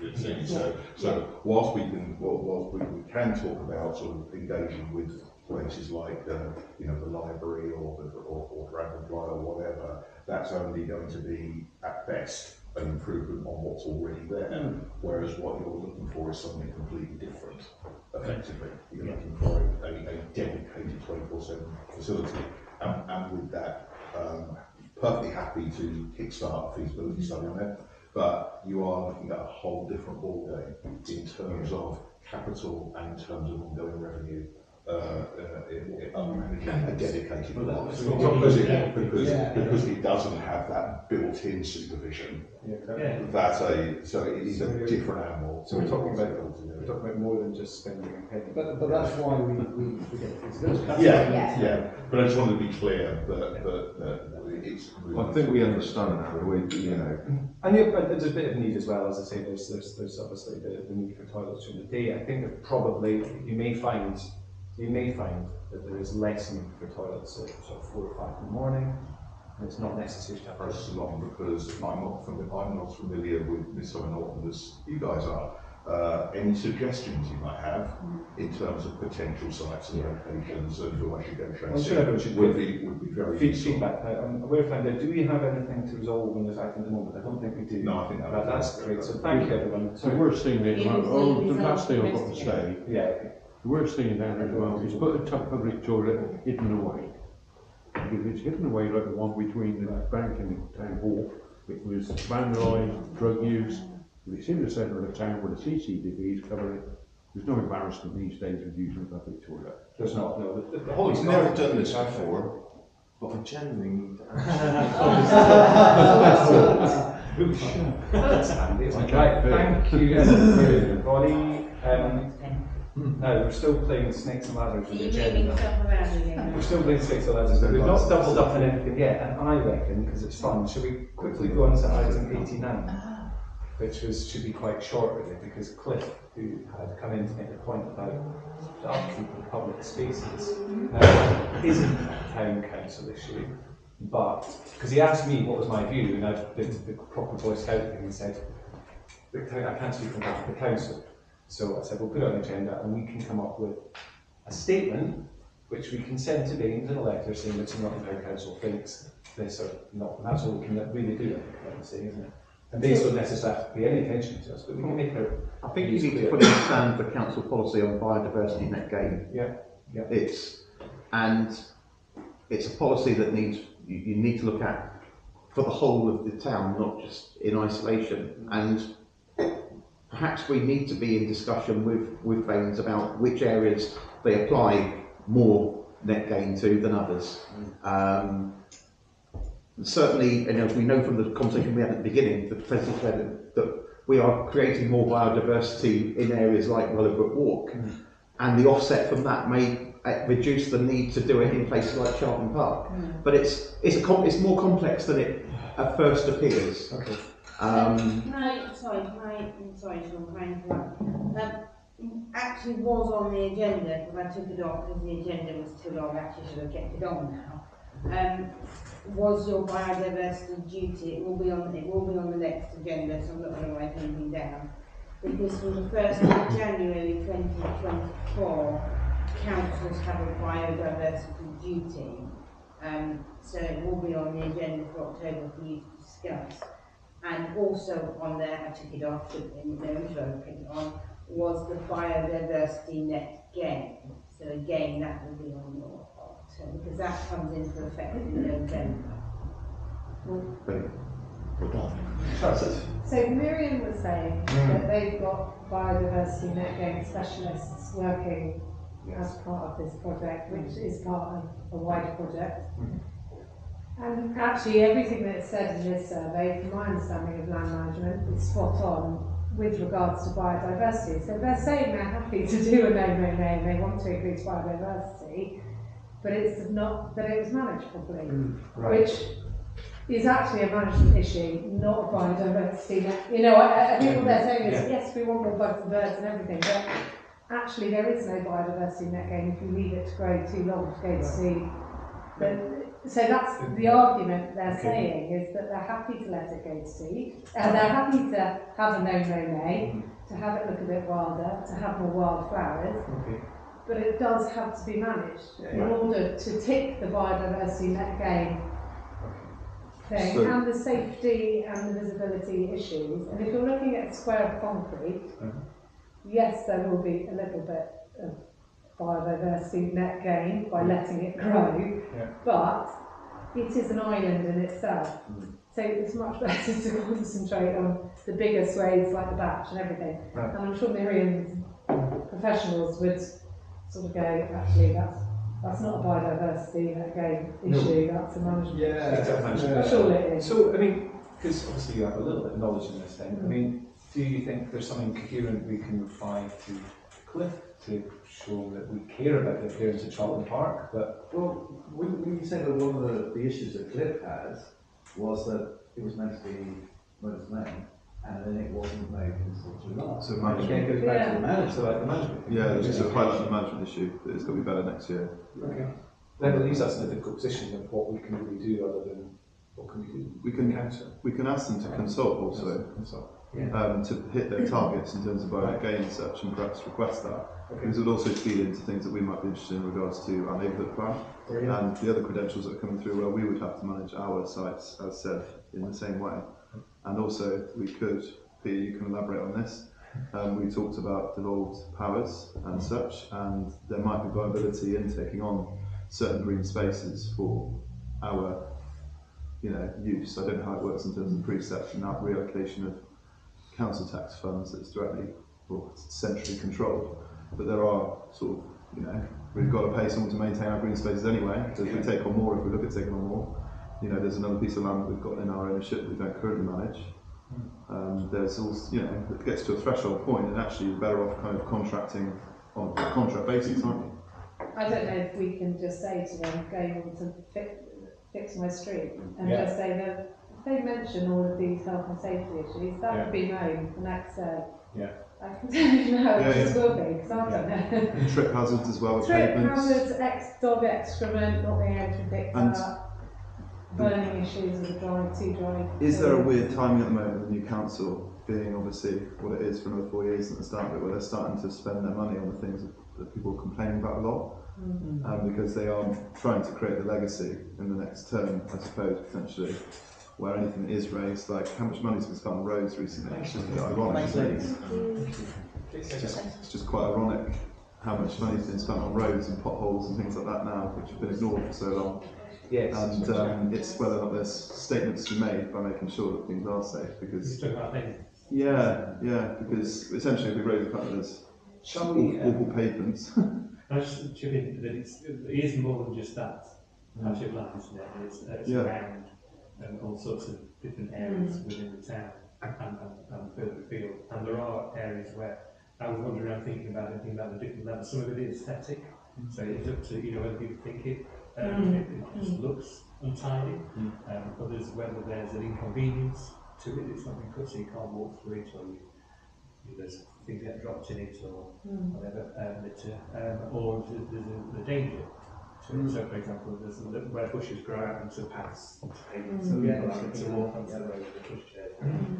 So it is a wider area than one, the Chop Park, isn't it? I'd like to actually know how they measure having 1 month of grass growing actually improves biodiversity. We do a consultation with the bees. Seriously, how do they do that? It's because it's that time of year, so it promotes a lot of insect sort of pollination and everything. So if you do it in that time of year, which is like the great time of year, then you're promoting everything, pollinating, everything being more abundant. But I agree, there's no biodiversity gain if you leave it till the end of July. Everything's done by then. And in order to get next year better, you have to know it to. And then what they've written is exactly. I mean, they have done their research. It's exactly right. And it's fairly limited on like housing estates, as we kind of mentioned. I think that's fairly valid point. When we've got things like Wellbrooks and town parks, where bees love them, and Charlton Park, the bees hate Charlton Park. Planning permission. And don't forget, Wake are, because we've got a brand, pollinator brand, so Wake are going out to members of the public to get other schemes going. So, you know, so we're creating 20 fruit tree orchards with boat houses and wildflower meadow down in the town farm field. Okay, that's nearly 2,000 square metres. So if we're doing that, really, can't they just have to grant loads of because when you look at it, you know, I mean, that's exactly the point. And When there's it's part of lots the plan, you can raise certain areas and lower others because that's the whole point. But doing it too quick or ahead of when it's part of the plan can often just mean. So biodiversity again, specifically on building sites, so that's a real complex one because actually grass is really not very biodiverse. Because, well, it's say grassland that is managed and used in arable services, and neither is concrete, obviously, it's a very minimal difference, believe it or not. But as soon as you do start doing stuff like that, and then when you start to add policies on top of it, which say we're going to increase that by another 10% or whatever amount it is, or measure it, it's really hard to do. So it's like a funny old thing. It's a weird time right now because all the senators and time, you know, it's all out there to do. Practically, because I'm driving away from us, always running out of time. What is everyone going to do? What we should do here? Should we make a statement as a council, or should we just go back to the residents and say there's nothing we can say? Clearly, they're upset. As a town council, I don't think. I mean, as a Baines councillor, I can talk to the officers and get them to reassess that particular plot. Okay. And understand why they came to the conclusions they did. Okay. Well, that's good then. As a town council, I'm not really sure what there's anything that meaningful. We just pay lip service to a Baines policy. Exactly true. We can literally just say something, and Baines don't have to pay anything. All we can do as a town council is say that we can ask Baines to reassess the biodiversity map that they're using for our town. I think that would be. Well, I think we should get a chance. I don't think the residents, Cliff, who visit us, is after an awful lot. I think he just wants a little bit of backing. But the problem is that every location has these issues. I mean, if you look at the core strategy and look at actually how much green space is actually left in our town, it ain't that great.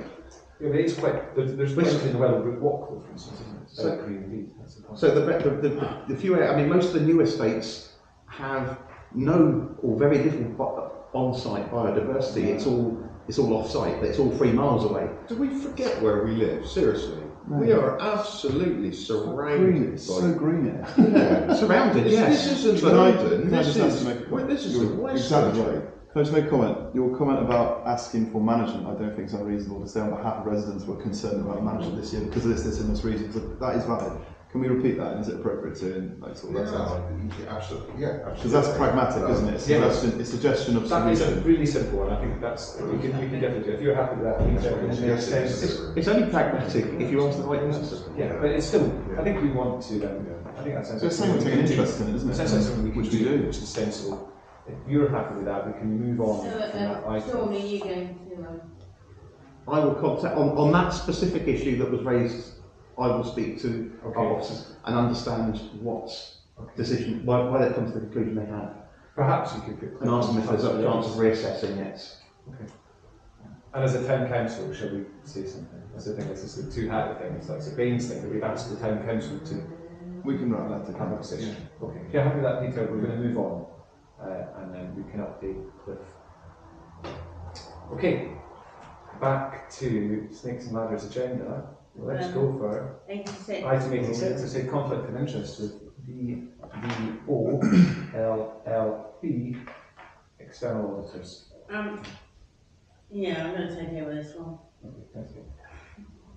This actually should have been done at the beginning of the year.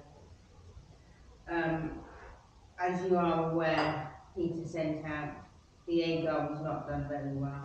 I had to basically redo the whole thing, the whole list of questions. This is one of them, so we do need it approved. And yeah.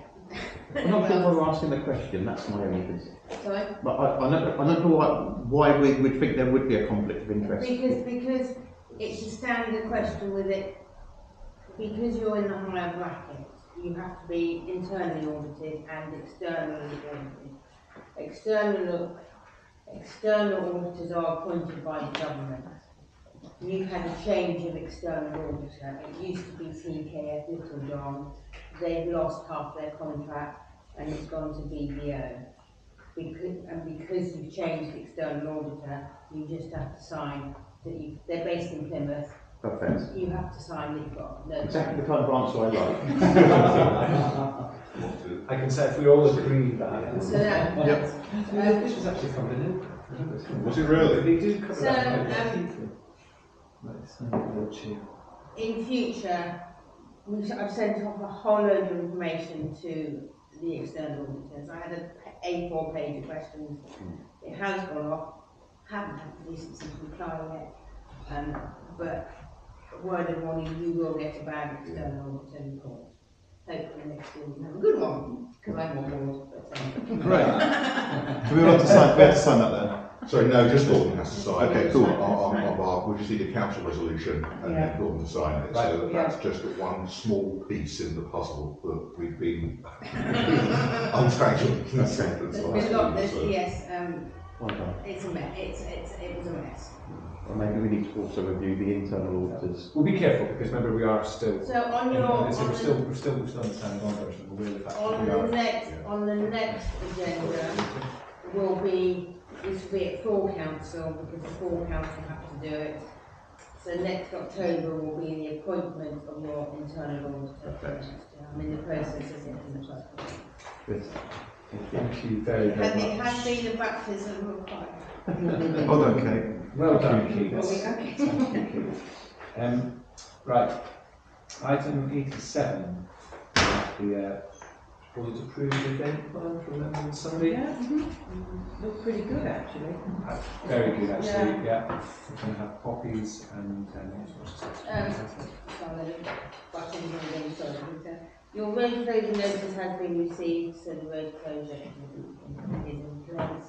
I'm hoping Katie will take this on because I've never done one before, so I don't know what I'm doing. Kind of hoping Katie might be quite good at this. So basically, I just copied last year's, made some amendments. So your road closure is in, but what you will need is I need to find a bit of information. You will need at least 3 people on the lost children's stand. In the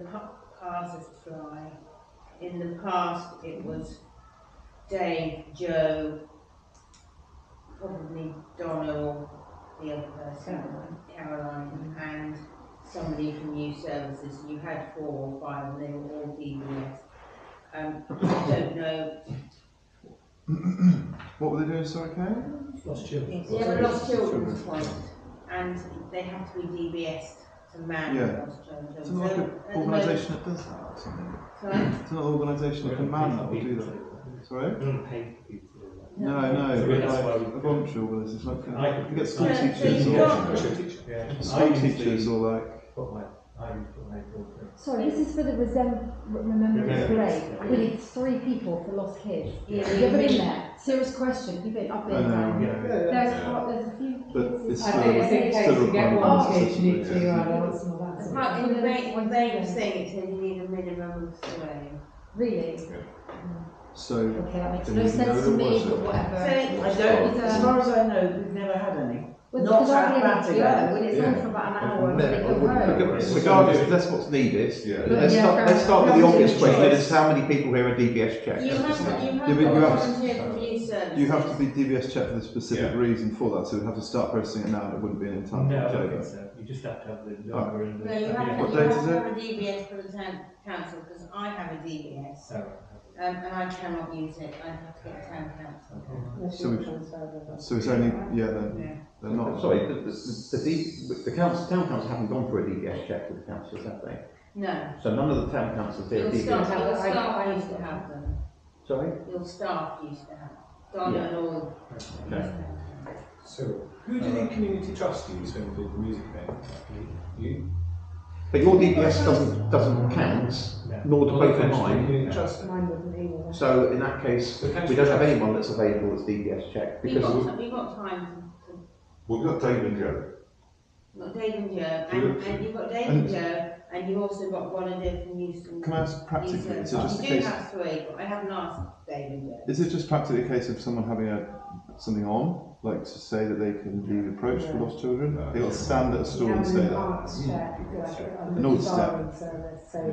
No. I mean, actually, practically on the day, do they just float round, or they be part of everything, or do they just No, stay there's a somewhere? stand opposite the. So they're committed to a stand. They're committed to the table. If we've never done this before, is this a new thing? No, you've done it the last few years. But it's been the staff. It's been our staff. It's been your staff. Yeah, but I haven't seen the stand when I've been down there. That's all. I think it's a table. I think it's outside the Yeah, town it is. shop. It's a table. Is it? So you've got Dave and Joe. I haven't asked. So we can ask Dave. So yeah, it may not be an issue. You know, Because you've also got someone from youth services. Is anyone planning to go to the Remnants Parade anyway? Yeah. I'm definitely. Okay, so can we start applying for DBS checks? However, but it's got to be said, because whenever I agree to anything, I'm often away, and I usually find out like a couple of days before I go. So I almost definitely going to be there because my children are in the grade because of Scouts. So you're a maybe. I'm a maybe. It's fine. Does the mayor lay a wreath or not? Yes. Usually, yeah. Does he? So I think at this stage, what we're just looking for is approval of the plan. Absolutely. Subject to us finding the three most How suitable about names for that. if we approve the plan then, and you guys can check their existing staff are happy, and if they're not, come back to us. Because just remember, we do want to set a precedent where we're not using staff necessarily for like certain things with events. Like, do you remember we said about just having them running and involved? I think probably the one exception though to In this case, yeah. we always But check in normally. on if that. there was a case where we have to get some of us to be DBS checked, let's just do it. If some of us here will do it. Remember it's Because then something we've done at Christmas time. It's supposed to be one last folder of staff and councillors. Because the lost children thing can be also a town council stand, can't it? I need to leave if that's okay. No worries at all, of course. Absolutely, thank you for coming. I'll find the toilets on the way back. Exactly, So Spoons is open till 11. I'm at the event all day and the church afterwards, and apart from the fact that I'm laying a wreath, as I normally do, I'm available for anything that needs to be done. My DBS checks don't mean anything. I'm SAA badged if that helps, if it's a security issue. Well, we can pick this up because when Katie comes on board, because I've never done this before, we can pick it up on, because there's also a lot of other paperwork. We have to submit a whole pile to Baines. Yeah. The people at the Legion will be very helpful with this. Al wanted to quickly come Only very quick, I was going to say, well, why not, like Sean is a maybe, I'm a maybe, should we just, It sounds like it's good. Resolve to agree to. We've got to approve the event plan. So, do you need a proposal? Yes. Okay. Sorry about that. Sorry, there is a red note in there about portaloos.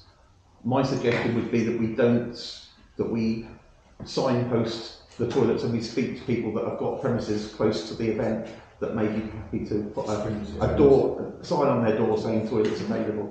Or directions, yeah. Exactly. So no portaloos, were you saying? No. We've never done it before. No. It's so close to the library, we can talk to the council. Perhaps talk to the council. There's a plethora of cafes and everything like that. I know it's not like thank you very much. That's item no toilets. Oh, 15. Toilets gone.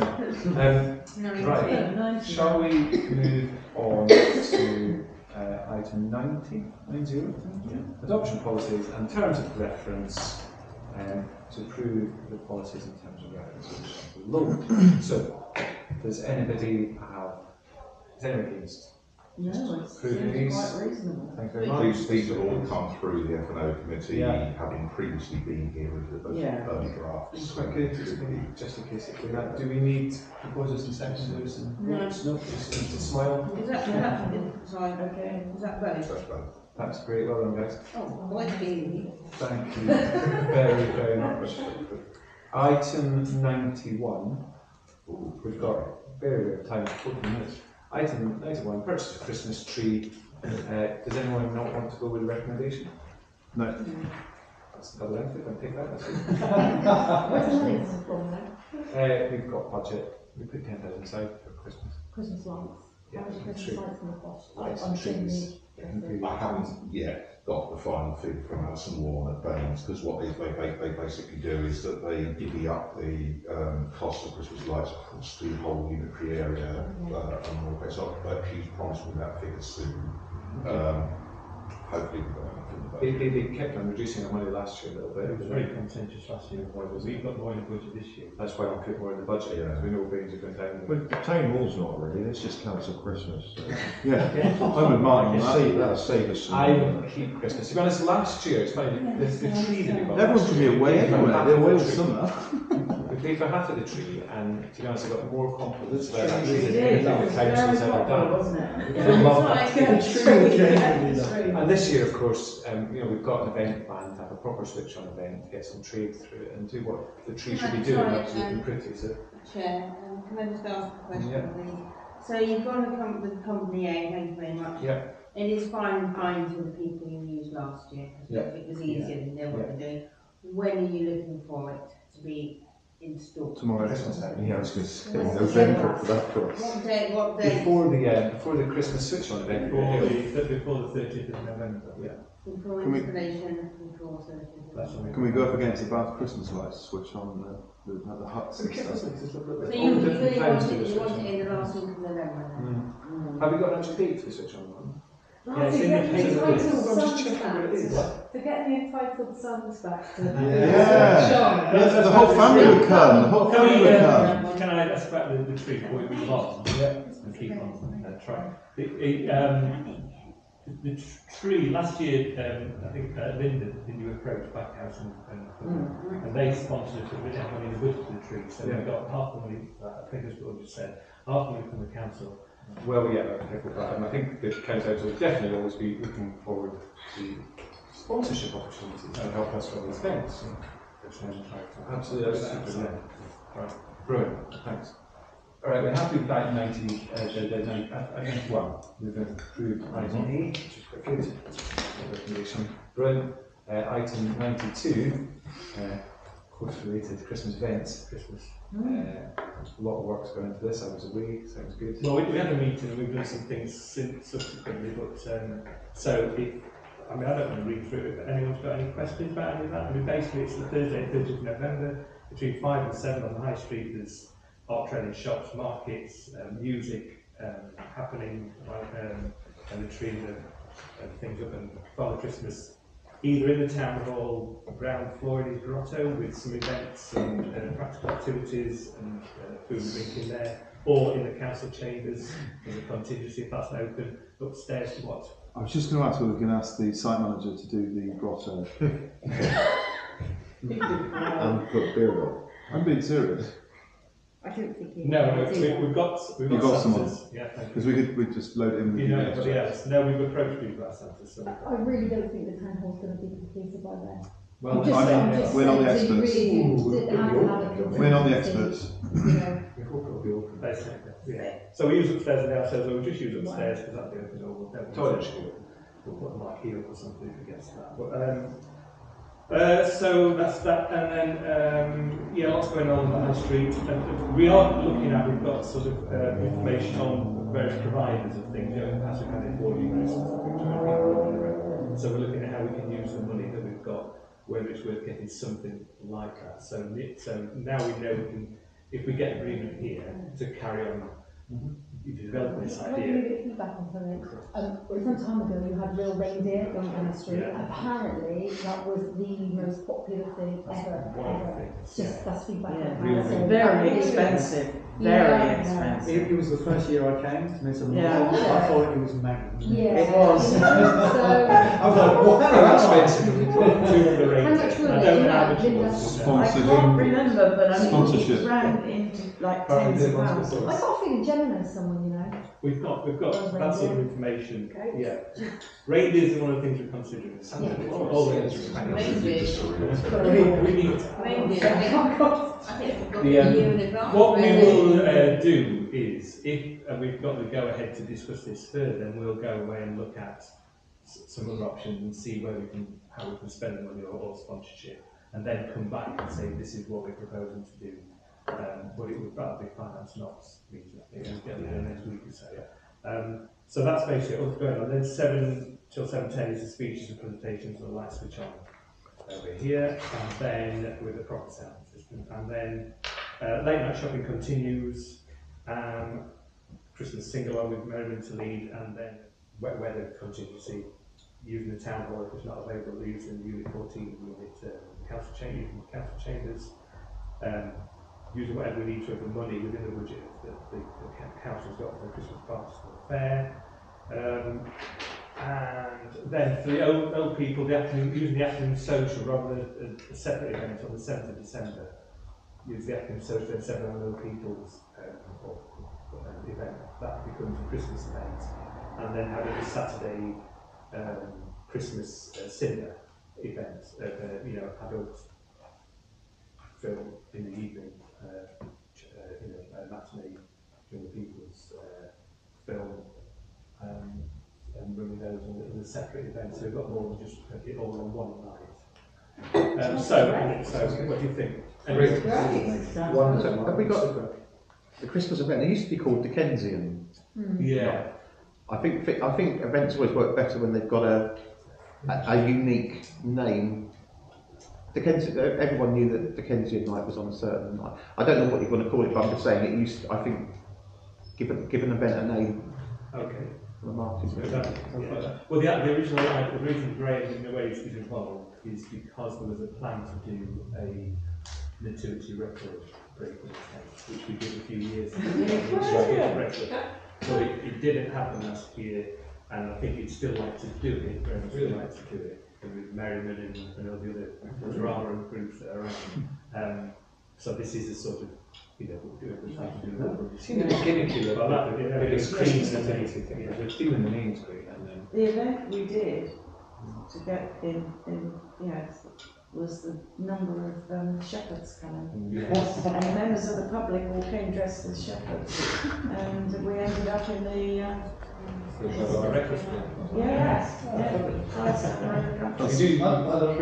do love the idea of really trying to promote a Christmas event that will get a bit of trade in the high street. Well, if you're trying to promote trade, then it needs a name. Yeah. I mean, the only reason thousands of people go to Mel's is because it's called the Daffodil Festival. There isn't many daffodils. And there's a lot of stalls, but it attracts thousands of people that day. If an event has a name over the years, it builds momentum. So we call ours the Reindeer Festival. It doesn't have reindeer. We did. People will come from Ireland. Everyone's encouraged to come with antlers. Right, fantastic. Right. Thanks for all your Everyone's got to come with Thanks for your work on that, Martin. Give them out. Spend 10 grand on antlers to good job. I think I agree. It's good that we've got community trust, isn't it, to do a lot of the stuff in this the council. Give them all money. Delegate work with them. So, you'll be pleased to know item 93. Sorry, yeah. So, do you want this on the finance and ops agenda? Does it need to go? Yeah, I think there's more detail. There's things. Yes, sounds More good. work as well. I think. For Jen's share, so yeah, that sounds great. Super duper. Yeah, item 94. I think that's anything. We've got a couple of Can I ask you a small favour, Chair? No, it's all right. I just wanted to mention something very, very quickly on the town hall item from earlier.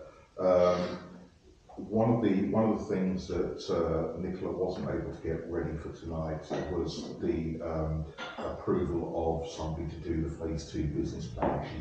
She needs another week or so to get the quotes in to select somebody. Now, conscious that she would then have to wait 3 weeks to another council meeting. To her council decision, would you be happy if when she's got that information in, that we share that information with you all? And I'm going to talk about a preferred. That sounds good. I Yeah. thought you were about to say I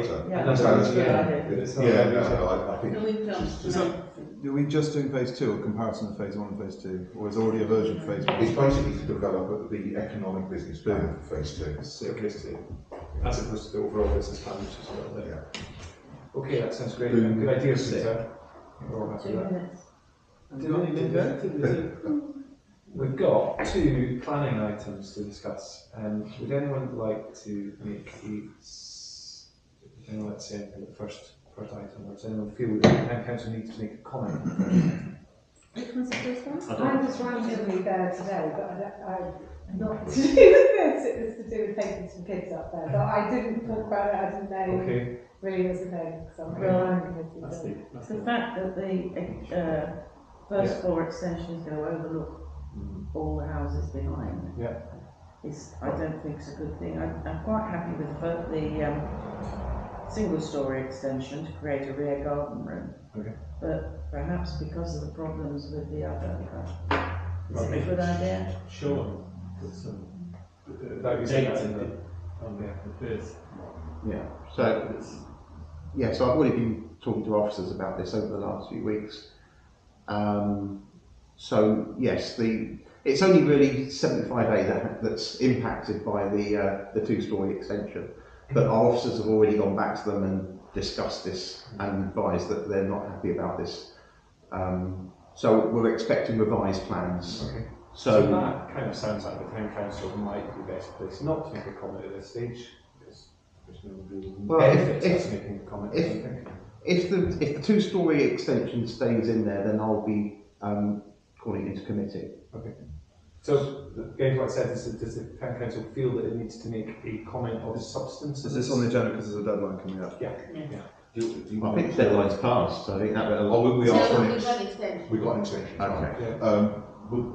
Would the council perhaps like to pass on a comment about registering concern about the existing? Personally don't want to do that, because I've always said that when we're a consultee, and anything that affects the wider public, we should have an opinion on. To me, this is an issue between 2 neighbours. Personally one if one over the other person would say, well, I think that's unfair. There are laws to all this, so that's why personally I believe this should be handled by Baines, and the town council is best not to do anything unless it thinks it's going to be constructive. In this instance, I would say that it's not a neighbour dispute, it's a commercial application that's going to impact residential amenity. So I think in that we're right to have a view on this one. That would be my opinion. The other thing about this is it sets precedents that we've got to be careful of, and that's something that we should consider in a wider influence. Otherwise, why don't we just say no comment on everything that comes on here? Well, I'll tell you exactly why, because for some things, when we do pass a comment, it doesn't necessarily make a lot of difference, but for other issues which affect the town, for instance, which affect planning issues in the centre of the town, the high street, our comments do make a big difference. So that's why a lot of domestic issues, we tend to see no comment, because our comment won't carry much weight, because it doesn't affect any people. That's why. What it does do is show that members of our community that we are looking at things. I mean, can we make a comment that we're aware of further investigation by a local authority of something that means at this stage it wouldn't be appropriate to comment? Sorry, can I interrupt? I don't know.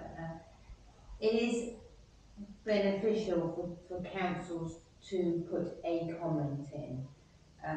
So if you're either recommending refusal or recommending approval or leave it to the planning officer, if you don't put anything, again, as you were saying, the residents are expecting you to put a comment in. So could we say something like we recognise concern? Oh yeah. Yeah, that's how I would. Yeah. That would be the tone that we're trying to suggest. I think that's perfect. I think it's very good. Yeah.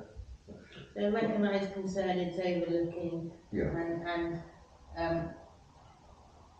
set a precedent. So are you recommending approval? I don't think it's late. It's late. You need to do something. You need to do approval, refusal, or leave it to the planning officer. No, I think we should leave it to the planning officer. Personally, I'd like to say refusal. Can we have a vote on this, or as a council? My only question for them as a business would be why do they feel the need to expand? And I'm not saying, and I wouldn't want to be the neighbour but being overlooked, so I'm not saying that we don't reject it. We went round and had a look. You would not want it. It's no, I don't know, but I just right wonder, next to are the there enough house. spaces for residential homes? But if they haven't bothered to put that in their application, then I think picking up let on the concerns, and given that Sean has also advised about a conversation with the Mains planning officers, we can say that, you know, we do recognise the concern about overlooking 75A. We understand that Baines officers are looking for revised plans, but as the plans currently stand, we can't support it. That sounds great. Very good. Yes. Something along those lines. Good statement. Yes. Good statement, Peter. Thank you. Yeah. So, makes everyone happy.